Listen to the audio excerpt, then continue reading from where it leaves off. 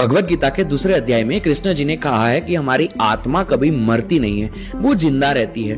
तो एक सवाल जो मैं भी जब छोटा था तब मेरे दिमाग में आया था और काफी सारे लोगों के दिमाग में आता है कि अगर मैं मर जाऊंगा, मेरी आत्मा तो नहीं मरने वाली, जैसा कृष्ण जी ने कहा है, तो ये आत्मा जब किसी और मनुष्य के शरीर में प्रवेश करेगी तो वो मनुष्य मेरी तरह होना चाहिए।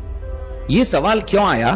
क्योंकि हमें कभी आत्मा और जीवात्मा के बीच में फर्क ही नहीं बताया गया है, लेकिन ये जानना जरूरी है। मैं आपको सिंपल लैंग्वेज में समझाता हूं, मेरा काम नहीं है स्लो फ्लो समझाना। सिंपल लैंग्वेज में अगर समझेंगे तो आत्मा जो होती है ये एक बेस है, ठीक है, जड़ है, रूट है। अब ये आत्मा जब किसी शरीर में प्रवेश करती है, जो तत्वों से बना हुआ शरीर है, जो प्रकृति है, उसके अंदर जब ये आत्मा प्रवेश करती है तो वो जीवात्मा बन जाती है। जीवात्मा को अगर सिंपल लैंग्वेज में डिफाइन किया जाए तो ये एक ऐसी आत्मा है जिसको सेंसेस मिल जाते हैं, जिसको सब समझ में आने लगता है, फीलिंग्स मिल जाती है, उसको जीवात्मा कहा जाता है।